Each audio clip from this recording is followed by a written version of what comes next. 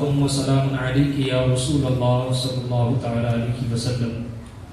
سب سے پہلے خطیب امام جناب حافظ قاری مولانا حافظ عظیم صاحب اور مولانا سہیل صاحب اور منتظرین مسجد جنہوں نے یہ پروگرام ارینج کیا، ان تمام کو میں مبارکباد پیش کرنا چاہتا ہوں اور ان کا اور آپ سب کا شکر ادا کرنا چاہتا ہوں کہ آپ نے اس محفل میں شرکت کی، اس لیے کہ یہ وہ دور ہے کہ اس دور میں انسان کسی کی سننے کے لیے تیار نہیں ہے۔ انسان اپنے ماں باپ کی باتیں بھی سننے کے لیے تیار نہیں ہے، کسی کو کسی کی سننے کی نہ فرصت ہے، نہ وقت ہے، نہ چاہ ہے۔ لیکن یہ حضور اللہ اور اس کے رسول کے علم کا صدقہ ہے کہ ہم جیسے حقیروں کی بات سننے کے لیے بھی لوگ آتے ہیں۔ تو اس میں نہ ہمارا کوئی کمال ہے، یہ صرف اللہ و رسول کا فضل و کرم ہے کہ اس کے دین اور اس کے کلام کی باتیں سننے کے لیے آپ آتے ہیں۔ اللہ تبارک و تعالیٰ آپ سب کو اس کا بہتر بدلہ عطا فرمائے۔ ویسے مولانا ریاض الدین صاحب نے بڑی ایمانی، علمی، اصلاحی اور عقائدی تقریر کر چکے ہیں، زیادہ کہنے کو کچھ باقی نہیں رہا، لیکن مختصر وقت میں زیادہ وقت نہیں لوں گا انشاءاللہ، اس لیے کہ آپ لوگ آئے ہیں سننے کے لیے تو کچھ نہ کچھ پیران پیر روشن ضمیر سیدنا غوث اعظم رضی اللہ تعالیٰ عنہ کی سیرت کے تعلق سے گزارشات آپ کے سامنے پیش کروں گا تاکہ میری اور آپ کی حاضری ہو جائے۔ بڑا مشہور شعر ہے جو ہم ہر وقت پڑھتے ہیں، ہر محفل میں پڑھتے ہیں کہ خدا کے فضل سے ہم پر ہے سایہ غوث اعظم کا، خدا کے فضل سے ہم پر ہے سایہ غوث اعظم کا، ہمیں دونوں جہاں میں ہے سہارا غوث اعظم کا۔ یاد رکھیں کہ یہ صرف شعر نہیں ہے، یہ عقیدہ ہے، یہ عقیدے کی باتیں خود غوث اعظم فرماتے ہیں ان یدی علی مریدی کالسماء علی الارض، کہ غوث اعظم فرماتے ہیں کہ میرا ہاتھ میرے مریدوں پر اس طرح رہتا ہے جس طرح یہ آسمان ہر وقت زمین پر رہتا ہے، جس طرح یہ آسمان ہر وقت زمین پر سایہ کرتا ہے نا، غوث اعظم فرماتے اس طرح ہر وقت میرا دست کرم میرے مریدوں پر رہتا ہے۔ اور آگے فرماتے ہیں وَإِن لَمْ يَكُنْ مُرِيدِي جَيِّدًا فَأَنَا جَيِّدٌ، آپ فرماتے ہیں اگر میرا مرید بڑا نہیں ہے تو کیا بات ہے، میں تو بڑا ہوں نا، میں تو بڑا ہوں نا۔ اللہ نے مجھے یہ مقام عطا فرمایا ہے کہ جو کچھ میرے رب کی بارگاہ میں میں عرض کرتا ہوں اللہ پورا فرما دیتا ہے۔ اسی لیے ہم کہتے ہیں نا کہ خدا کے فضل سے ہم پر ہے سایہ غوث اعظم کا، یہ ہم پر سایہ ہے غوث اعظم کا، ہر وقت ہمیں دونوں جہاں میں ہے سہارا غوث اعظم کا۔ اور عزیزان محترم، غوث اعظم کو اللہ نے وہ مقامات عطا فرمائے ہیں کہ آپ کے ایک خادم ہیں جن کا نام ہے حضرت ابو الحسین خضر موسوی رحمۃ اللہ علیہ۔ آپ کہتے ہیں کہ میں 13 سال غوث اعظم کی خدمت میں رہا، 13 سال میں نے خدمت کی اور 13 سال میں غوث اعظم کو دیکھتا رہا تو میں نے دیکھا کہ ان 13 سال میں میں نے کبھی بھی غوث اعظم کے جسم پر مکھی بیٹھے ہوئے نہیں دیکھی۔ یہ میں اس بات کو گرا جوڑ رہا ہوں جو مولانا صاحب نے بیان کی، اسی کے ساتھ جوڑ رہا ہوں۔ آپ فرماتے ہیں کہ میں نے 13 سال تک کبھی نہیں دیکھا کہ غوث پاک کے جسم پر مکھی بیٹھی ہو، میں نے 13 سال میں کبھی نہیں دیکھا کہ غوث اعظم نے اپنی ناک سے ریچھ نکالی ہو، میں نے 13 سال دیکھا کہ جب غوث اعظم کو پسینہ آتا تھا نا، ہمارے جسم سے پسینہ نکلتا ہے تو بدبو آتی ہے، آپ فرماتے ہیں غوث اعظم کے جسم سے پسینہ نکلتا تھا تو پوری جگہ معطر اور خوشبودار ہو جایا تھا۔ اور آپ کہتے ہیں میں غوث اعظم کی خدمت کرتا تھا، آپ کی وضو اور آپ کی حاجت کے پانی آپ کے سامنے پیش کیا کرتا تھا، میں خود دیکھتا تھا کہ غوث اعظم جو بول و براز کے لیے تشریف لے جاتے، پیشاب اور پاخانے کے لیے تشریف لے جاتے، آپ جب پیشاب اور پاخانے سے فارغ ہو کر واپس آتے، میں اس جگہ پر جا کر دیکھتا تو زمین آپ کا بول و براز نکل جاتی تھی، آپ کا پیشاب پاخانہ زمین سب کر لیتی تھی، کھینچ لیتی تھی۔ یہ غوث اعظم کا مقام ہے۔ آپ کہتے ہیں 13 سال جب میں نے غوث پاک کی خدمت کر لی نا، تو یہ حضرت ابو الحسین خضر موسوی کہتے ہیں میں نے عرض کی غوث اعظم اب میں جانا چاہتا ہوں، جو حاصل کرنے آیا تھا حاصل ہو گیا، آپ مجھے اجازت دیں۔ غوث اعظم کا دریائے کرم جوش میں تھا، فرمایا ابو الحسین بتا کیا چاہتا ہے؟ جو مانگنا ہے مانگ لے. وہ بھی غوث اعظم کے مرید تھے نا. کہا حضرت 13 سال آپ کے دربار میں رہا ہوں, اب کوئی کمی باقی رہ گئی ہوگی؟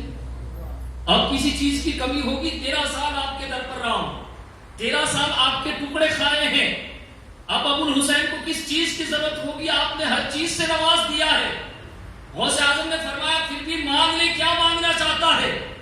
کہا اچھا اگر آپ اصرار کرتے ہیں تو اس راز سے پردہ ہٹائیں کہ 13 سال تک میں نے دیکھا کہ آپ کے جسم پر مکھی کیوں نہیں بیٹھتی, آپ کے پسینے سے خوشبو کیوں آتی ہے, آپ کا بول و براز زمین کیوں نکل جاتی ہے, آپ کی ناک سے میں نے کبھی آپ کو ریڑھ نکالتے نہیں دیکھی, وجہ کیا ہے؟ غوث اعظم نے فرمایا منبر لگا, سوال تو نے پوچھا ہے, جواب میں تمام مریدوں کو عطا فرماؤں گا. غوث اعظم کا منبر لگایا گیا, تمام مریدوں کو جمع کیا گیا.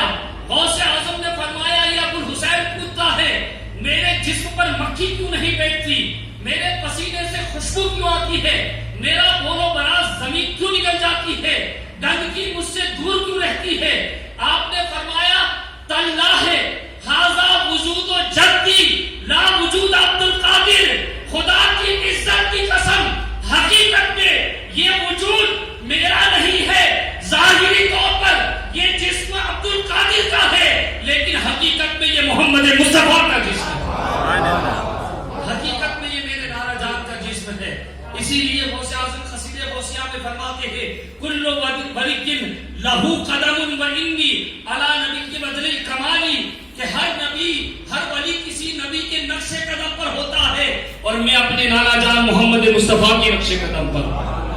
یہ حضور کی یہ معجزات تھے کہ حضور کے جسم پر کبھی مکھی نہیں بیٹھی, حضور کا بول و براز زمین نکل جایا کرتی تھی, حضور کے پسینے سے خوشبو آیا کرتی تھی. تو غوث اعظم کو بھی اللہ نے وہی کرامت عطا فرمائی جو اپنے محبوب کو معجزے عطا فرمائے. یہ غوث اعظم کا مقام ہے, اللہ نے آپ کو یہ مقام عطا فرمایا تھا. حقیقت میں میرے آج جو موضوع ہے نا, وہ موضوع یہ تو غوث اعظم کی بارگاہ میں کچھ خراج عقیدت پیش کیا. موضوع کیا بیان کرنا چاہتا ہوں میں آپ کو, ہم بہت سے وائز اور بیان اور خطابات میں تشریف لے جاتے ہیں, کوئی عالم آتا ہے, کوئی پیر بزرگ آتے ہیں, تو ہم ان کا خطاب سنتے ہیں, مسجدوں میں جمعہ میں خطابات سنتے ہیں علماء کرام سے. آج میں آپ کو بتانا چاہتا ہوں غوث اعظم کا خطاب, غوث اعظم کا بیان. غوث اعظم کس طرح بیان کرتے تھے, جب آپ بیان کرتے تو آپ کی کیفیت کیا ہوا کرتی تھی, آپ کیا بیان کرتے تھے, آپ کے بیان کو کون سننے آیا کرتا تھا, آپ کے بیان سے لوگوں پر کیا ہیبت طاری ہو جایا کرتی تھی, ان چیزوں کو بیان کرنا چاہتا ہوں. بڑی پیاری بات ہے, آپ سنیں. دیکھیں غوث اعظم نے یا کسی بھی آپ ولی کی سیرت اٹھا لیں تو 3 طریقے سے اولیاء کرام نے دین کی خدمت کی, 3 طریقے اختیار کیے. سب سے پہلے اولیاء کرام کتابیں لکھا کرتے تھے, رائٹنگ کے ذریعے دین کی خدمت کیا کرتے تھے. غوث اعظم نے بھی کتابیں لکھ کر دین کی خدمت کی, اور 100 سے زائد غوث اعظم نے کتابیں تحریر فرمائی. یہ بہت بڑی بات ہے, اس لیے کہ ہم 100 کتاب زندگی میں پڑھ نہیں پاتے. غوث اعظم نے 100 سے زیادہ کتابیں تحریر فرمائی ہیں. دوسرا اللہ والوں کا خدمت کا طریقہ یہ ہوتا ہے کہ وہ مدرسوں میں بیٹھ کر پڑھا کر اللہ کے دین کی خدمت اور تبلیغ کیا کرتے ہیں. غوث اعظم نے بھی یہ کام کیا. غوث اعظم اپنا جو مدرسہ تھا جامعہ قادریہ, جامعہ نظامیہ, اس میں غوث اعظم خود پڑھاتے تھے, درس نظامی پڑھاتے تھے, درس حدیث دیا کرتے تھے, درس تفسیر, درس فقہ. خود غوث اعظم بچوں کو پڑھاتے تھے, اور آپ نے بڑے بڑے جید عالم, مفتی اور محدث تیار فرمایا, اور کئی سالوں تک غوث اعظم نے یہ خدمت کی. تیسری جو طریقہ ہوتا ہے تبلیغ کا, وہ طریقہ ہوتا ہے تقریر اور خطاب کا. غوث اعظم نے اس طرح خطاب کے ذریعے بھی اللہ تبارک و تعالیٰ کی دین کی تبلیغ اور ترویج فرمائی. اور غوث اعظم کا شروع میں حال یہ تھا کہ غوث اعظم ابتدا میں جب آپ نے درس نظام مکمل کر دیا, ابھی مولانا صاحب نے آپ کو بتایا نا کہ 18 سال کی عمر میں غوث اعظم بغداد سے تشریف لائے علم دین حاصل کرنے کے لیے. 8 سال تک غوث اعظم نے دارالعلوم میں تعلیم حاصل کی. پھر 25 سال مدائن کے جنگلوں میں آپ نکل گئے اللہ کا ذکر کرنے کے لیے, اللہ کی عبادتیں کرنے کے لیے. پھر اس کے بعد آپ واپس آئے, اور واپس آ کر آپ نے مدرسے میں پڑھانا شروع کیا. اور تقریر بھی کرتے تھے لیکن بہت کم تقریر کرتے تھے. آپ کہتے تھے میں شروع میں تقریر نہیں کرتا, تقریر ہی نہیں کرتا. ایک مرتبہ ہوا ایسا غوث اعظم فرماتے آپ نے تقریر غوث اعظم نے کس طرح شروع کی. آج ہمارا حال یہ کہ ہم چاہتے ہیں کہ تقریر کریں, غوث اعظم تقریر نہیں کر رہے. غوث اعظم فرماتے ایک مرتبہ میں سو رہا تھا, اللہ نے کرم فرمایا اور خواب میں مجھے میرے نانا محمد مصطفیٰ کی زیارت نصیب ہوئی. حضور نے فرمایا عبدالقادر بیٹا تقریر کیوں نہیں کرتے, بیان کیوں نہیں کرتے؟ عرض کی نانا جان یہ عرب لوگ ہیں, عربی لوگ ہیں, یہ بڑے فصیح و بلیغ ہیں, بڑی عربی اچھی زبان بولتے ہیں. میں عربی نہیں, اس لیے کہ آپ ایران کے رہنے والے تھے. آپ نے عرض کیا نانا جان میں ان عربی کے درمیان, ان فصیح اور بلیغ لوگوں کے درمیان عربی میں بیان کیسے کروں گا؟ یہ عرب کا پہلے سے طریقہ رہا ہے. آپ نے بہت سی مرتبہ بیانات میں سنا ہوگا کہ ان عربوں کو اپنی زبان پر بڑا غرور تھا, انہیں بڑا غرور تھا. وہ کہتے ہیں پوری دنیا میں صرف بولنے والے تو ہم ہیں, پوری دنیا گونگی ہے. اسی لیے جو خطہ عرب میں رہتے ہیں انہیں عربی کہا جاتا ہے, اور جو عرب سے باہر رہتے ہیں انہیں اجمی یعنی کہ گونگا کہا جاتا ہے. ہمیں وہ لوگ ابھی بھی گونگے کہتے ہیں اور خود کو عربی کہتے ہیں. اس زمانے میں بھی یہی حال تھا. غوث اعظم نے عرض کی یا رسول اللہ میں ان فصیح اور بلیغ لوگوں کے درمیان, ان بڑے بڑے علماء کے درمیان کیسے بیان کروں؟ حضور نے فرمایا بیٹے عبدالقادر اپنا منہ کھول. غوث اعظم کہتے ہیں حالت خواب میں میں نے اپنا منہ کھولا. سبحان اللہ, نبی پاک صلی اللہ علیہ وسلم نے خواب کی حالت میں 7 مرتبہ اپنا مبارک لعاب دہن میرے منہ میں ڈال دیا اور فرمایا بیٹا عبدالقادر جا بیان کر اور اچھی نصیحتوں کے ذریعے لوگوں کو دین کی طرف بلا. غوث اعظم کہتے ہیں دوسرے دن میں ممبر پہ چڑھ گیا, اپنے مدرسے میں جو ممبر لگایا ہوا تھا اس ممبر پر چڑھا, اور جیسے ہی میں بیان شروع کرنے والا تھا نا, آپ کہتے ہیں اچانک میرے اوپر استغراق کی کیفیت طاری ہو گئی, غنود کی طاری ہو گئی, اور میری آنکھ لگ گئی ممبر پر ہی. اور جیسے آنکھ لگی میرے خواب میں میرے بابا مولا علی مشکل کشا تشریف لے آیا. فرمایا بیٹے عبدالقادر اپنا منہ کھول. میں نے اپنا منہ کھولا. حضور نے 7 مرتبہ میرے منہ میں لعاب دہن ڈالا تھا, مولا علی نے 7 مرتبہ نہیں 6 مرتبہ لعاب دہن میرے منہ میں ڈالا. غوث اعظم کہتے ہیں میں نے عرض کی بابا جان کل نانا جان نے تو 7 مرتبہ ڈالا تھا, آپ نے 6 مرتبہ کیوں ڈالا؟ فرمایا بیٹے عبدالقادر میں حضور کے برابر تو نہیں ہو سکتا نا, حضور کے ادب کے خاطر میں نے 1 مرتبہ کم لعاب دہن تیرے منہ میں ڈالا ہے. پھر مولا علی نے فرمایا بیٹے عبدالقادر جا, جیسے حضور نے تجھے حکم دیا ہے ویسے کر اور لوگوں کو اللہ کے دین کی طرف بلا.